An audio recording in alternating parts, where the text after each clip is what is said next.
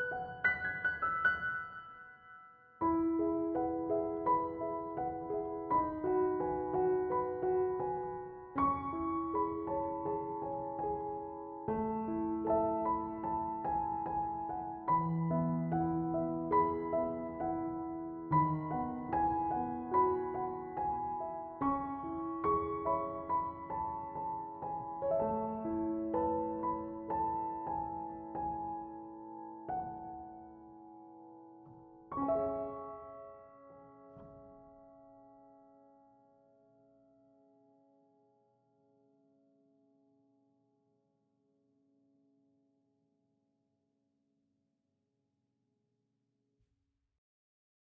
এখানে সরিষার তেল ইউজ করেছি। দেন আমি এখানে একটা পাকা টমেটো কেটে কুচি করে দিয়ে দিয়েছি। এই টমেটোটাও অপশনাল, আপনারা না চাইলেও না দিতে পারেন। তারপরে আমি এখানে 1 চামচের মতো আদা রসুন পেস্ট দিয়ে দিয়েছি। আদা রসুনটা ভালো মতো ভাজা হয়ে গেলে এখানে আমি ম্যাশ করা যে পটেটো আগে থেকে সেদ্ধ করা ছিল আলু, সেটা আমি এখানে ম্যাশ করা পটেটোটা দিয়ে দিচ্ছি। তারপর একে একে আমি সব রকমের মশলা দিয়ে দিব এখানে। এখানে আমি কুচি করা যেই কাঁচামরিচ আছে সেটা দিলাম। তারপর হলুদ গুঁড়া দিব, মরিচ গুঁড়া দিব, জিরা গুঁড়া দিব এবং চাট মশলা যেটা বাসায় বানিয়েছি সেটা ব্যবহার করব।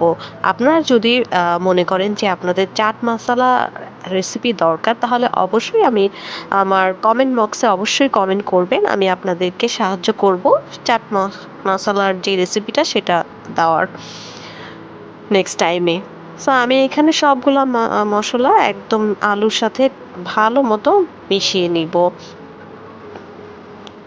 কাঁচা যেই মরিচ, হলুদ, এই যে আদা, এগুলোর যাতে গন্ধটা না থাকে এজন্য ভালো মতো আলুটাকে আমি কষিয়ে নিব।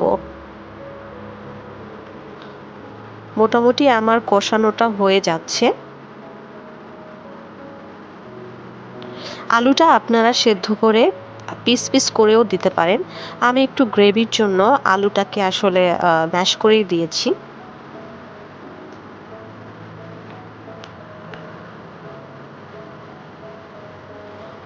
মোটামুটি আমার যে আলু আর মশলা কষানো সেটা হয়ে গিয়েছে।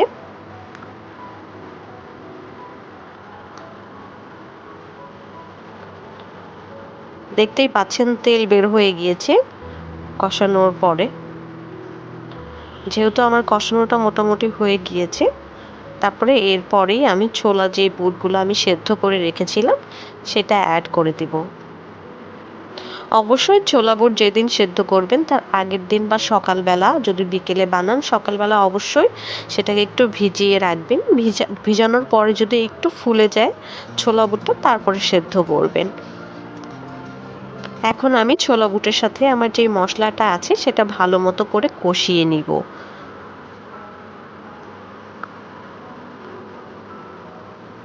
ভালো মতো কষানোর জন্য আমি এখানে একটু পরিমাণে পানি ইউজ করব, কারণ পানিটা দিলে যে কষানোটা সেটা একটু ভালো মতো কষানো হবে।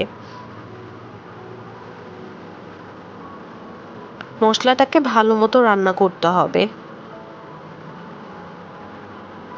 লবণটা আমি ছোলা বুট সেদ্ধ করার সময়ে দিয়ে নিয়েছিলাম। যেহেতু আমি রোজার মধ্যে আসলে ওইভাবে লবণ চেক করা যায় না, সেই ক্ষেত্রে আমি ছোলা বুটের সাথে একটু বেশি পরিমাণে লবণ দিয়ে সেদ্ধ করি, যাতে আমার লবণটা ঠিকঠাক হয়। পানি দিয়ে নিলাম ভালো মতো করে। এখন এইটা গ্রেভি হওয়া পর্যন্ত, একটু মাখা মাখা হওয়া পর্যন্ত এটাকে রান্না করতে হবে। যখনই এটা একটু মাখা মাখা হয়ে যাবে, তারপর আমি এখানে কিছু পরিমাণে দিয়ে দিব ধনেপাতা এবং পুদিনা পাতা। পুদিনা পাতাটা অপশনাল, এটা আপনারা চাইলেও দিতে পারেন, না চাইলেও না দিতে পারেন। বাট আমার পুদিনা পাতাটা সবসময় ভালো লাগে, রোজার মাসে আরও বেশি ভালো লাগে। জুস বলেন, তারপর ঘুগনি বলেন, সব কিছুতে আমার পুদিনা পাতাটা আসলে ভালো লাগে। তো এই জন্য আমি এখানে পুদিনা পাতা এবং ধনে পাতা দুইটাই ইউজ করব। পুদিনা পাতা আর ধনে পাতা দেওয়ার পরে বেশি রান্না করব না, মোটামুটি জাস্ট একটু নাড়াচাড়া করে দেন নামিয়ে ফেলবো। কারণ পুদিনা পাতাটা একটু সবুজ সবুজ থাকবে এবং ধনে পাতাটাও সবুজ আকার, মানে সবুজ কালারের থাকবে। বেশি আমি রান্না করব না, জাস্ট মাখা মাখা করে এটাকে দেন সার্ভ করব। দেখতেই পাচ্ছেন কত সুন্দর একটা মাখা মাখা ছোলা বুট হয়ে গিয়েছে। তো এভাবে আপনারা বাসায় অবশ্যই তৈরি করে নেবেন। খেতে খুবই মজা, আমার কাছে খুবই ভালো লাগে। বাইরের কেনার থেকে বাসায় যদি সুন্দর মতো করে প্রিপেয়ার করেন আসলে খেতে কিন্তু খুবই ভালো লাগবে। আর আমার ভিডিও যদি আপনাদের ভালো লাগে অবশ্যই লাইক কমেন্ট শেয়ার করবেন। আপনার একটা লাইক আমার জন্য অনেক কিছু। তো লাইক কমেন্ট শেয়ার করে আমার পাশে থাকবেন। দেখতেই পাচ্ছেন কি সুন্দর লাগছে, ধনেপাতা এবং পুদিনা পাতা দিয়ে আমি একটু গার্নিশ করে নিয়েছি। সবাই ভালো থাকবেন, আমার জন্য দোয়া করবেন। Thanks for watching. আসসালামু আলাইকুম, welcome back to my channel. আজকে আমি আপনাদের সাথে শেয়ার করব এই রমজানে কিভাবে বাসায় মজাদার ছোলা বুট তৈরি করে নিতে পারেন। তো চলুন দেখে নিই কীভাবে আজকে আমরা ছোলা বুটটি তৈরি করব। প্রথমে আমি এখানে সরিষার তেল দিয়ে নিচ্ছি 2 চামচের মতো। সরিষার তেল এটা অপশনাল, আপনারা চাইলে সয়াবিন তেলও ব্যবহার করতে পারেন। তারপরে নিয়ে নিচ্ছি আমি এখানে কিছু পরিমাণে পেঁয়াজ কুচি। পেঁয়াজটা আমি হালকা করে ভাজবো, বেশি বাদামি করব না, এটাকে হালকা করে ভেজে নেব পেঁয়াজটাকে। আমি আগে থেকেই ছোলা বুটটাকে সেদ্ধ করে নিয়েছি। আমরা এখানে 6 জন থেকে 7 জনের মতো ছোলা বুটটা যাতে খেতে পারে আলুর চপ পেঁয়াজু বেগুনি দিয়ে মাখিয়ে, সেইভাবেই আমি ছোলা বুটটাকে তৈরি করব। সো আমার পেঁয়াজটা মোটামুটি হয়ে যাচ্ছে এখানে। পেঁয়াজটাকে আমি বেশি লাল করব না, মোটামুটি একটা কালার আসলেই আমি দেন যে আমার পরবর্তী যেই উপাদানগুলো আছে সেগুলো আমি অ্যাড করব এখানে। আগেই বলে দিয়েছি যে সয়াবিন তেল দিয়েও আপনারা এটা বানাতে পারেন, আমি এখানে সরিষার তেল ইউজ করেছি। দেন আমি এখানে একটা পাকা টমেটো কেটে কুচি করে দিয়ে দিয়েছি। এই টমেটোটাও অপশনাল, আপনারা না চাইলেও না দিতে পারেন। তারপরে আমি এখানে 1 চামচের মতো আদা রসুন পেস্ট দিয়ে দিয়েছি। আদা রসুনটা ভালো মতো ভাজা হয়ে গেলে এখানে আমি ম্যাশ করা যে পটেটো আগে থেকে সেদ্ধ করা ছিল আলু, সেটা আমি এখানে ম্যাশ করা পটেটোটা দিয়ে দিচ্ছি। তারপর একে একে আমি সব রকমের মশলা দিয়ে দিব এখানে। এখানে আমি কুচি করা যেই কাঁচামরিচ আছে সেটা দিলাম। তারপর হলুদ গুঁড়া দিব, মরিচ গুঁড়া দিব, জিরা গুঁড়া দিব এবং চাট মশলা যেটা বাসায় বানিয়েছি সেটা ব্যবহার করব। আপনারা যদি মনে করেন যে আপনাদের চাট মশলা রেসিপি দরকার, তাহলে অবশ্যই আমার কমেন্ট বক্সে অবশ্যই কমেন্ট করবেন। আমি আপনাদেরকে সাহায্য করব চাট মশলার যে রেসিপিটা সেটা দেওয়ার নেক্সট টাইমে। সো আমি এখানে সবগুলো মশলা একদম আলুর সাথে ভালো মতো মিশিয়ে নিব। কাঁচা যেই মরিচ, হলুদ, এই যে আদা, এগুলোর যাতে গন্ধটা না থাকে এজন্য ভালো মতো আলুটাকে আমি কষিয়ে নিব। মোটামুটি আমার কষানোটা হয়ে যাচ্ছে। আলুটা আপনারা সেদ্ধ করে পিস পিস করেও দিতে পারেন। আমি একটু গ্রেভির জন্য আলুটাকে আসলে ম্যাশ করেই দিয়েছি।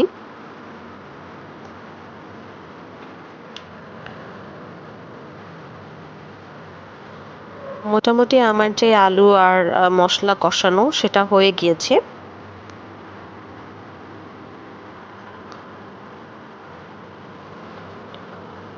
দেখতেই পাচ্ছেন তেল বের হয়ে গিয়েছে কষানোর পরে। যেহেতু আমার কষানোটা মোটামুটি হয়ে গিয়েছে, তারপরে এরপরেই আমি ছোলা যে বুটগুলো আমি সেদ্ধ করে রেখেছিলাম সেটা অ্যাড করে দিব। অবশ্যই ছোলা বুট যেদিন সেদ্ধ করবেন তার আগের দিন বা সকালবেলা, যদি বিকেলে বানান সকালবেলা অবশ্যই সেটাকে একটু ভিজিয়ে রাখবেন।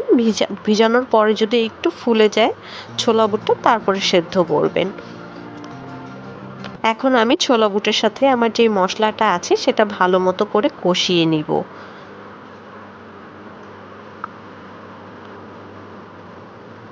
ভালো মতো কষানোর জন্য আমি এখানে একটু পরিমাণে পানি ইউজ করব, কারণ পানিটা দিলে যে কষানোটা সেটা একটু ভালো মতো কষানো হবে। মশলাটাকে ভালো মতো রান্না করতে হবে। লবণটা আমি ছোলা বুট সেদ্ধ করার সময় দিয়ে নিয়েছিলাম। যেহেতু আমি রোজার মধ্যে আসলে ওইভাবে লবণ চেক করা যায় না, সেই ক্ষেত্রে আমি ছোলা বুটের সাথে একটু বেশি পরিমাণে লবণ দিয়ে সেদ্ধ করি, যাতে আমার লবণটা ঠিকঠাক হয়। পানি দিয়ে নিলাম ভালো মতো করে। এখন এইটা গ্রেভি হওয়া পর্যন্ত, একটু মাখা মাখা হওয়া পর্যন্ত এটাকে রান্না করতে হবে। যখনই এটা একটু মাখা মাখা হয়ে যাবে, তারপর আমি এখানে কিছু পরিমাণে দিয়ে দিব ধনেপাতা এবং পুদিনা পাতা। পুদিনা পাতাটা অপশনাল, এটা আপনারা চাইলেও দিতে পারেন, না চাইলেও না দিতে পারেন। বাট আমার পুদিনা পাতাটা সবসময় ভালো লাগে, রোজার মাসে আরও বেশি ভালো লাগে। জুস বলেন, তারপর ঘুগনি বলেন, সব কিছুতে আমার পুদিনা পাতাটা আসলে ভালো লাগে। তো এই জন্য আমি এখানে পুদিনা পাতা এবং ধনে পাতা দুইটাই ইউজ করব। পুদিনা পাতা আর ধনে পাতা দেওয়ার পরে বেশি রান্না করব না, মোটামুটি জাস্ট একটু নাড়াচাড়া করে দেন নামিয়ে ফেলবো। কারণ পুদিনা পাতাটা একটু সবুজ সবুজ থাকবে এবং ধনে পাতাটাও সবুজ আকার মানে সবুজ কালারের থাকবে। বেশি আমি রান্না করব না, জাস্ট মাখা মাখা করে এটাকে দেন সার্ভ করব। দেখতেই পাচ্ছেন কত সুন্দর একটা মাখা মাখা ছোলা বুট হয়ে গিয়েছে। তো এভাবে আপনারা বাসায় অবশ্যই তৈরি করে নেবেন, খেতে খুবই মজা, আমার কাছে খুবই ভালো লাগে। বাইরের কেনার থেকে বাসায় যদি সুন্দর মতো করে প্রিপেয়ার করেন আসলে খেতে কিন্তু খুবই ভালো লাগবে। আর আমার ভিডিও যদি আপনাদের ভালো লাগে অবশ্যই লাইক কমেন্ট শেয়ার করবেন। আপনার একটা লাইক আমার জন্য অনেক কিছু। তো লাইক কমেন্ট শেয়ার করে আমার পাশে থাকবেন। দেখতেই পাচ্ছেন কি সুন্দর লাগছে, ধনেপাতা এবং পুদিনা পাতা দিয়ে আমি একটু গার্নিশ করে নিয়েছি। সবাই ভালো থাকবেন, আমার জন্য দোয়া করবেন। Thanks for watching.